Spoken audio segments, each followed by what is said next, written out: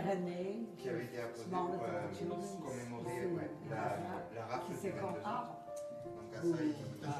juin. Donc à ça, alors après sa vie, des exemples.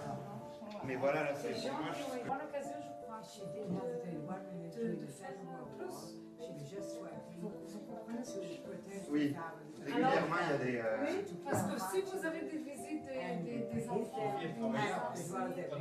enseignants, c'est bien qu'ils savent quoi.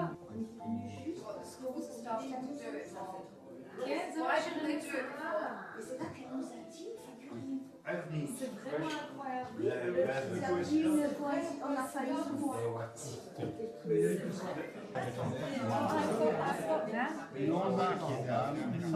Tous les photos, j'aimerais après avoir un revue. J'aimerais tout avoir. Un an, on va se rendre. Il me parlait de Grunberg. 19 rue de la Pêche. Pologne. En Pôle. Léo, non, Léo. Viens donc. En 43, les avances. Ouais. Avant, c'était France libre. Oui, mais il y avait quand même des réfugiés. Je sais, mais ça, c'est une partie des gens après ou non? Après, il n'y avait pas tellement. De réfugiés qui arrivaient. En gens occupés, quand il y avait Quand c'était occupé, la France occupée, il y avait moins de juifs, non? J'ai jamais regardé la. Ah, Mais je sais que c'était régulier, il y Ouais, avait je des crois. arrivées, des Ah, départs. comme Des... ça. La plupart, ils sont ici depuis 40. Maintenant, parce que la plupart, ils ont été déportés, ils ont pas.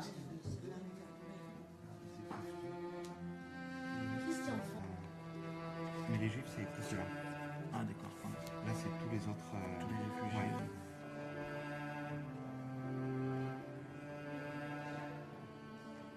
La Seconde Guerre Ça, mondiale. c'est incroyable.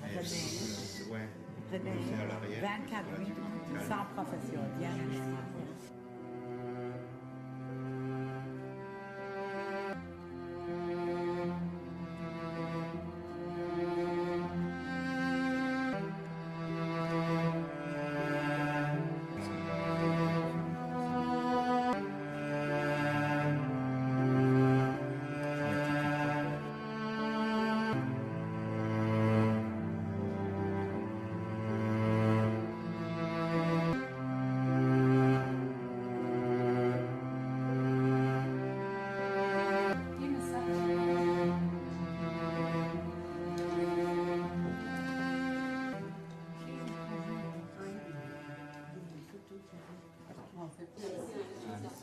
Samuel, his papa, 35, coming from Hamburg. Ouvrier, Ça, c'est pas intéressant. C'est vraiment double âge. qui montre. Ils ont inscrit ça pour savoir qui habite dans cette ville. Pour quelle raison ils ont... En fait, ils faisaient, pour la Seconde Guerre mondiale, mais avant aussi c'était fait, Sainte-Afrique a accueilli des réfugiés, mais d'un peu partout en Europe, d'un peu partout en France. Et pour chaque personne accueillie, il y a des fiches. Donc, tous ces papiers-là sont quoi, des réfugiés? Oui. Waouh, alors il y avait énormément de réfugiés. Oui, oui, oui. C'est tout écrit. Tiré comme un yo. Et il y a des autres qui ont contacté Sainte-Afrique, qui ont fait des trucs, qui sont revenus pour... comme nous, par exemple, pour mon père. Ouais. Voilà. Est-ce que je vois que c'est le numéro des dossiers. Ouais. La charte Max, de Brother Max. C'est ça. Et Et là, alors là, par contre, j'ai cherché, si on trouve, j'ai trouvé une dimension. Mais je me rappelle, parce que moi je l'ai passé. Je savais pas que le frère de papa était là aussi. C'est liberté.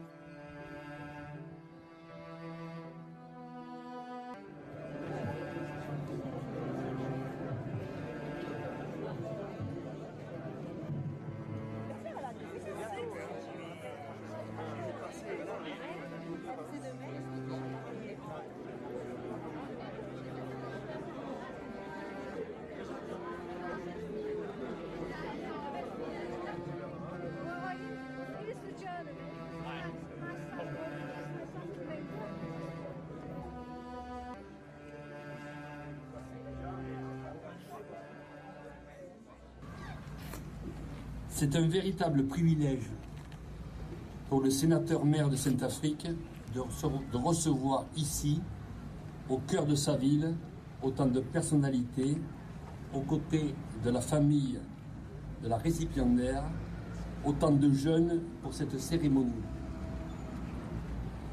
Mais c'est surtout une émotion de me remémorer l'origine de cette belle aventure humaine qui nous rassemble en ce jour.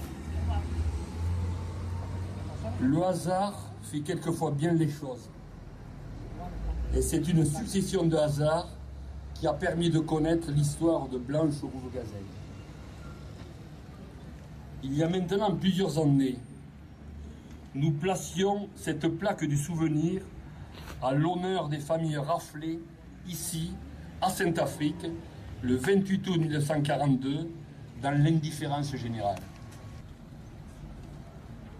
Les services de l'accueil l'accompagnaient dans mon bureau et là débutait une histoire dont je me souviendrai toute ma vie, de ces moments dont on ne peut parler sans être étreint par l'émotion. Cet immense personnage s'asseyait et dans un excellent français déclinait son identité et son histoire saint-africaine. Aussi bouleversé que moi, M. Herzad me parla de Blanche, dont il ne connaissait que le prénom, et me la décrivit comme un enfant peut décrire sa mère. Ses paroles étaient d'une ferveur, d'un amour, d'une gratitude, d'une infinie reconnaissance, me parlant de la douceur de celle qui fut comme sa maman. Le mot douceur ne cessait de revenir dans ses mots. Dans son esprit, cette personne était d'une telle bonté qu'elle ne pouvait qu'être vivante et connue de tous. À mon grand désarroi, je n'ai pu que lui confier que je ne connaissais pas cette personne, et malgré mon engagement de tout faire pour la retrouver, j'ai vu cet homme pleurer comme un enfant qu'il était à l'instant où il retrouvait son passé. Avant l'échange de nos coordonnées, je lui proposais de donner un écho de presse à cette rencontre, pensant que peut-être, ici ou là, Blanche ressortirait de la mémoire enfouie. Blanche Rouve fait partie de ces Françaises anonymes qui spontanément ont naturellement accompli leur devoir, alors que la grande majorité se donnait corps et âme au régime de Vichy. Pour cela, avec d'autres, elle mérite le titre de Juste des Nations, dont le diplôme et la médaille vont être remis à sa famille. Quel beau titre que celui de Juste des Nations. Les Justes des Nations sont ceux qui ont mis leur vie en danger pour sauver des femmes, des enfants et des hommes juifs. Des femmes, des enfants et des hommes comme les autres, comme nous, avec leur dignité, leur génie, leur intelligence, pourtant bannis, pourchassés, persécutés, assassinés, sans aucune raison que la satisfaction des fantasmes les plus abjects, les plus excusables, les moins excusables. L'engagement personnel de Blanche Rouve Gazelle nous enseigne que si certains êtres peuvent atteindre le tréfonds de la bassesse, il y en a aussi qui savent dire non à l'inacceptable. Tel fut le cas de Blanche Rouge Gazelle, dont nous honorons la mémoire aujourd'hui. Elle est tout à la fois l'honneur de Saint-Affrique et la conscience du monde et de l'humanité. Une arme de l'esprit, comme on dit en Israël, où l'on considère que l'attribution du qualificatif de juste constitue la plus haute distinction que la nation puisse attribuer.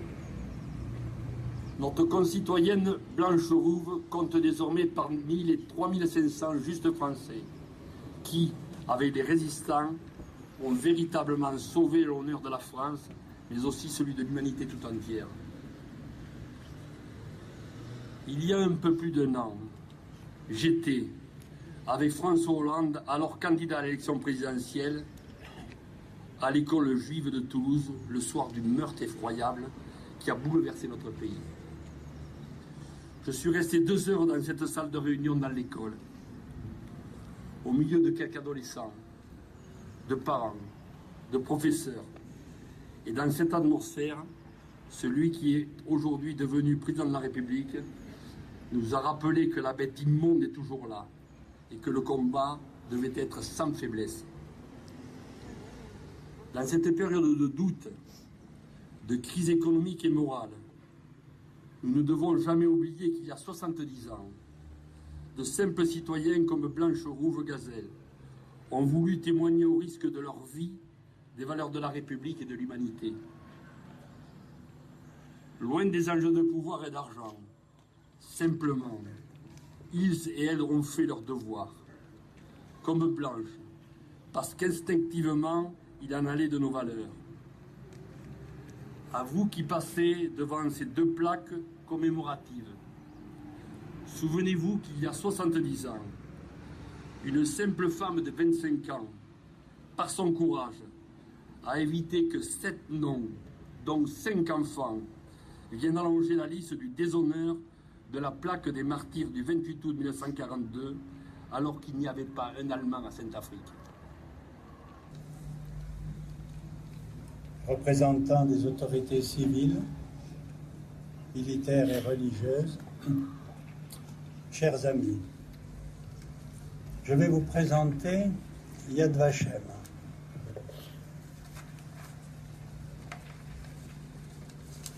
L'Institut Yad Vashem fut créé par une loi de la Knesset, le Parlement israélien, en 1953. Autrement dit, nous fêtons cette année son 60e anniversaire. Pour perpétuer le souvenir de la Shoah, mot hébreu qui signifie catastrophe, destruction, anéantissement.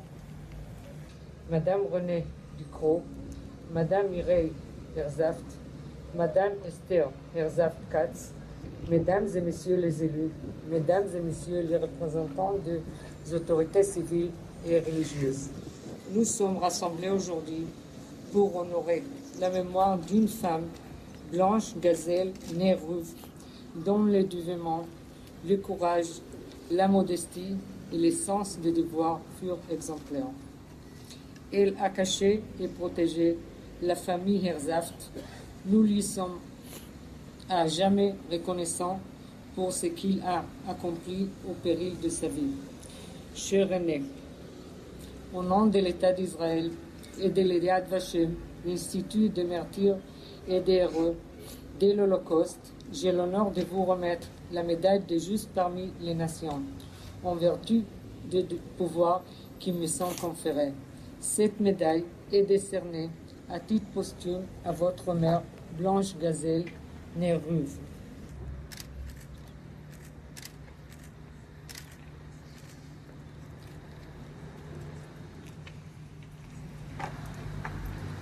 Diplôme d'honneur. Le présent diplôme atteste qu'en sa séance du 15 mars 2030, la commission d'hommage aux justes des nations, nommée par l'Institut commémoratif des martyrs et des héros Yad Vashem, sur la foi des témoignages recueillis par elle, a rendu hommage et décerné la médaille des justes parmi les nations à Blanche Rouve, qui, au péril de sa vie, a sauvé des Juifs persécutés pendant la période de la Shoah en Europe. Son nom sera honoré à tout jamais, gravé sur le mur des justes des nations au mémorial Yad Vashem à Jérusalem. Jérusalem, Israël, 1er juin 2011.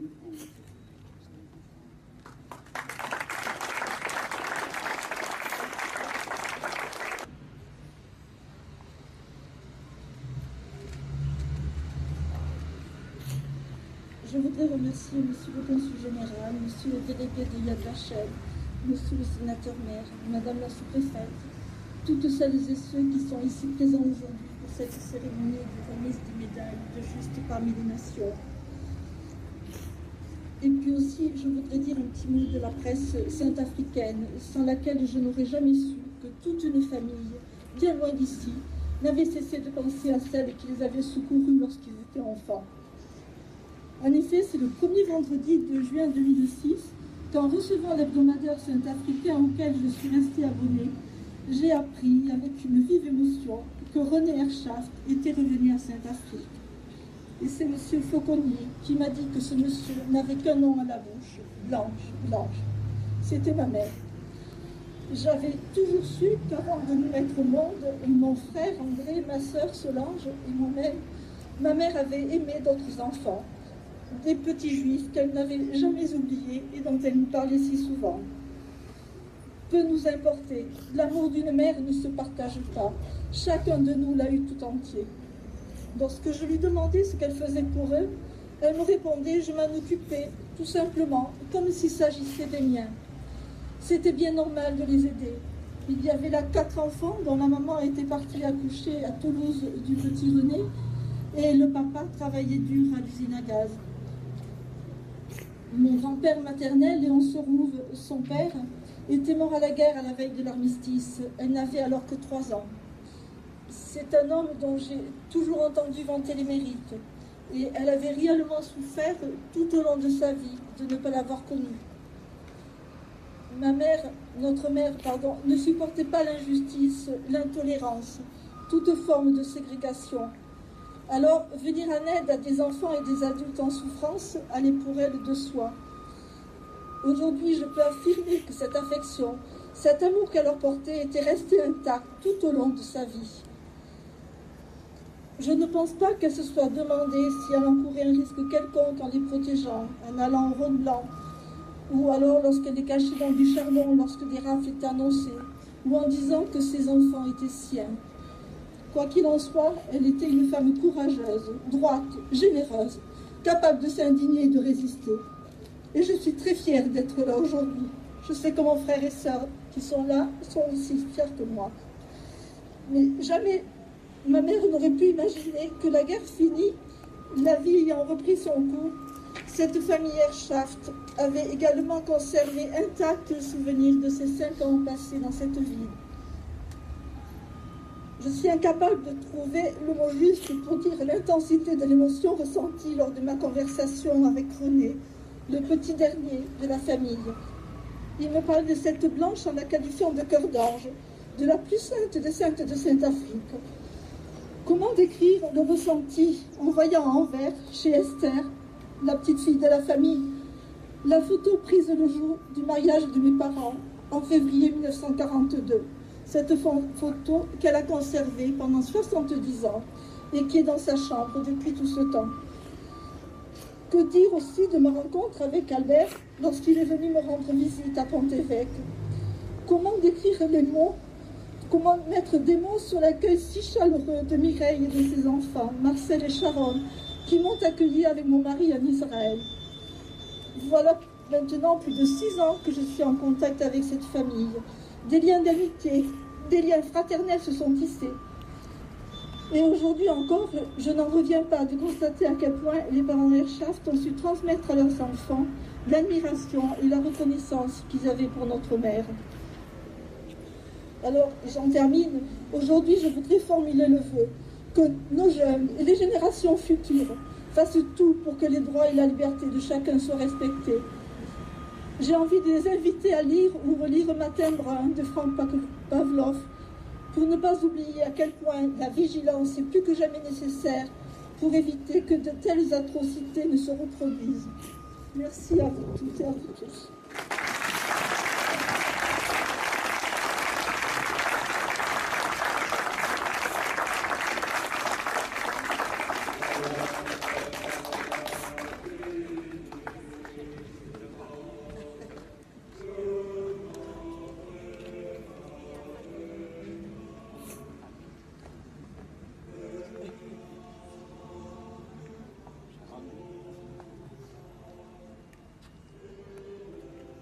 Aujourd'hui,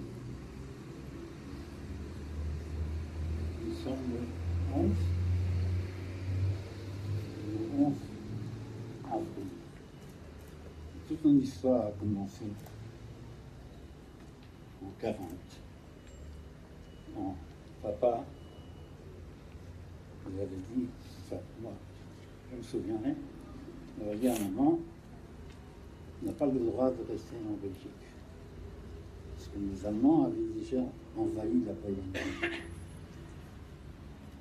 Ils sont partis à Calais. Après, c'est dit peut-être qu'il y aurait un bateau en partance pour l'Angleterre et que l'on aurait la chance de monter ce bateau. Nous sommes arrivés là-bas. Alors, le capitaine a demandé le papier. Bon, nous, on avait des papiers de réfugiés. Maman, elle avait un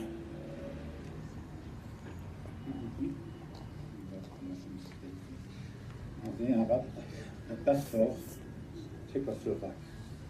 Donc, ils ont vu ce passeport tchécoslovaque, ils ont dit comme ça, je regrette, mais vous êtes il faut se souvenir que l'Allemagne avait déjà envahi, annexé les Sudètes, la Tchécoslovaquie. Donc ils considéraient qu'un père, mère, 4 enfants et un à venir, on était les ennemis de l'Empire anglais. Jamais compris ça. Ce qui veut dire que nous sommes les alliés des Allemands. Puisque nous sommes leurs ennemis. Jusqu'aujourd'hui, je n'ai jamais compris. Maintenant, venons à Blanche. Blanche, pour nous, comme l'a dit Ansaf, Blanche, comme il a dit, maman nous a toujours parlé d'elle, c'est-à-dire quand on est devenu un peu plus grand. Elle nous disait toujours comme ça. Sachez qu'à Sainte-Afrique, il y a une jeune fille qui s'appelle Blanche. Et c'est elle qui nous a sauvés. Si pas cette Blanche, je ne serais pas aujourd'hui devant vous parler. Nous sommes arrivés, je crois, aujourd'hui, près de 200 membres de la famille. Et 5 survivants de Sainte-Afrique, nous avons formé une famille de 200, plus de 200. Bien sûr, on n'a même pas le Victor Ponce. Et je ne sais pas leur appeler le nom, et je ne sais pas vous dire où il se trouve. Il est en fait. Donc, Blanche, elle a sauvé notre futur. La génération, on n'aurait pas eu de fille, elle n'était pas là. On parle de Blanche, j'ai entendu maintenant, après ce que vous avez dit, qu'est-ce que je peux dire? Pour moi, il n'y a pas de mot.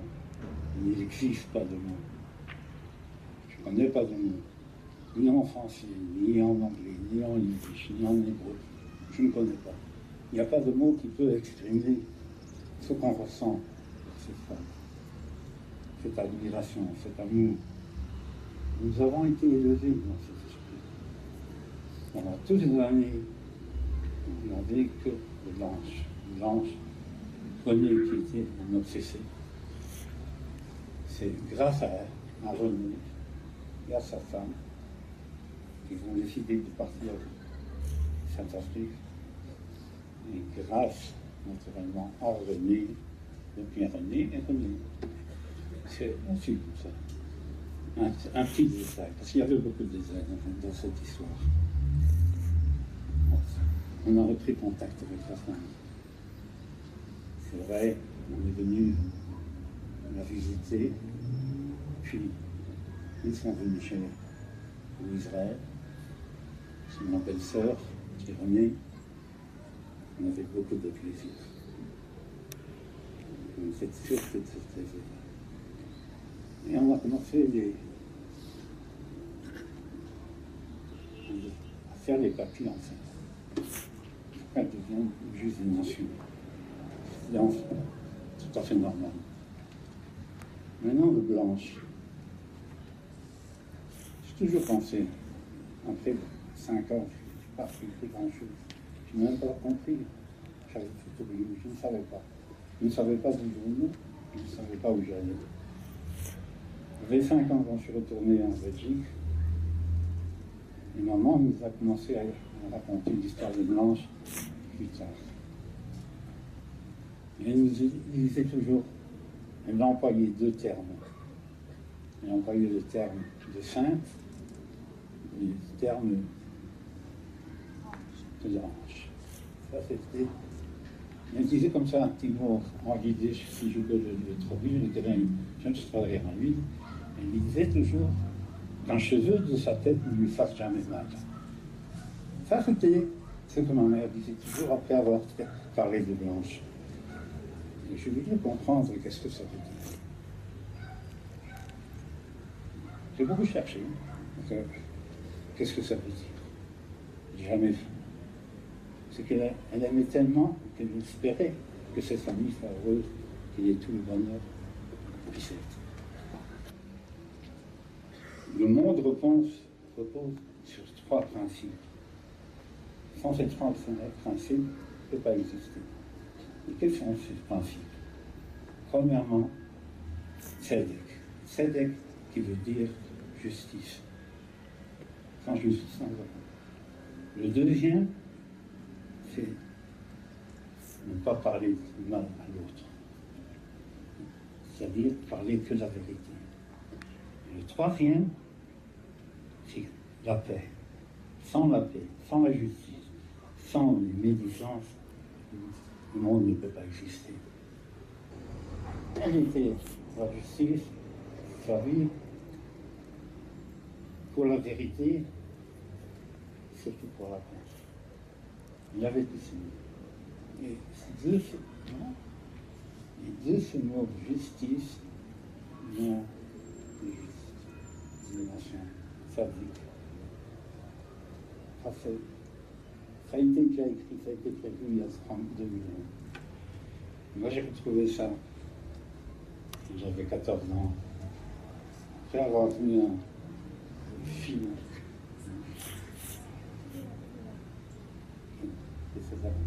Ma nièce faisait parler également, mais c'est bon. J'ai vu ce terrible film qui s'appelait Nuit et Brouillard. Si vous avez vu ce film, j'étais bouleversé. J'ai toujours demandé qu'est-ce qui m'a guidé à partir en Israël à ce moment-là. Et je suis toujours arrivé dans la même conclusion. C'est Blanche qui m'a. C'est elle qui était mon exemple. Une personne qui ne nous connaissait pas, qui nous a aidés à survivre. C'était quelque chose qui était difficile. Il se trouvait difficile. Le message que moi j'ai à vous dire, c'est aux jeunes.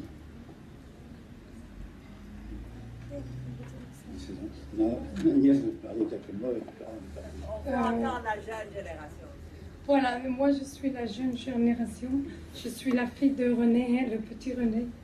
Et je suis très excitée, mon français n'est pas trop bien. Mais ce que je veux dire, merci à Blanche et merci à tout le monde à Sainte-Afrique. Parce que s'il n'y aurait pas des gens pareils, nous on ne serait pas là, il n'y aurait pas un État d'Israël. Parce que c'est à cause de gens pareils, des gens pareils, qu'on aurait pu avoir un pays pour les Juifs. Bon, monsieur, il n'y a pas de... J'ai écrit quelque chose, Ken, bon. Vous venez de me taire. Alors je vais me taire. Mais avant de me taire, je voudrais quand même faire la même chose. Hein? De vous remercier. D'accord. Bon, je termine en vous remerciant tous. Et j'espère pouvoir venir vous visiter et témoigner de notre affection. Nous sommes réunis aujourd'hui pour partager un moment de souvenir et de reconnaissance. La reconnaissance envers les justes.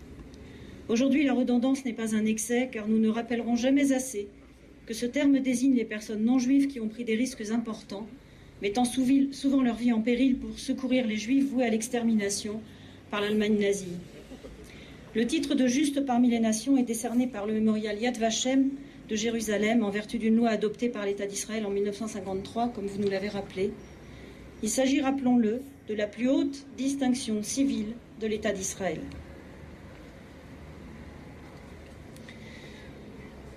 Derrière notre tragique passé se cachent des hommes, des femmes, des familles, des enfants qui ont vécu des heures dramatiques et dont beaucoup doivent leur salut à des Français et des Françaises qui leur ont porté secours en les hébergeant et en les cachant, parfois ponctuellement, au moment des rafles, parfois pendant toute la durée de la guerre. De nombreux enfants juifs ont ainsi été confiés à des familles françaises qui ont pris soin d'eux jusqu'à la fin de la guerre. Nous honorons aujourd'hui le souvenir de Blanche Gazelle, une sainte africaine qui va se porter volontaire pour s'occuper des 4 enfants de la famille Herzaft. Elle ira même jusqu'à affirmer aux Allemands que René est son fils pour éviter qu'il ne tombe aux mains de l'occupant et interviendra avec succès pour faire libérer M. Herzaft lorsqu'il fut arrêté. J'ai plaisir, pour honorer sa grand-mère, à rappeler les mots de son petit-fils, M. Jean-Michel Ducrot. Je cite : « Ce qui semble sûr, c'est que ma grand-mère n'a jamais eu le sentiment d'avoir agi d'une façon exceptionnelle. Elle a agi en toute simplicité, elle adorait les enfants et n'aurait pas pu rester indifférente à ce qui se passait alors. Elle a agi, tout simplement, en harmonie avec son cœur et sa conscience. » Un très bel hommage qui se prolonge par la phrase gravée sur la médaille jointe au diplôme qui proclame que « quiconque sauve une vie, sauve l'univers tout entier ». Quelles que soient nos convictions et nos sensibilités, le monde, nous, devons nous incliner devant tant de courage et d'abnégation.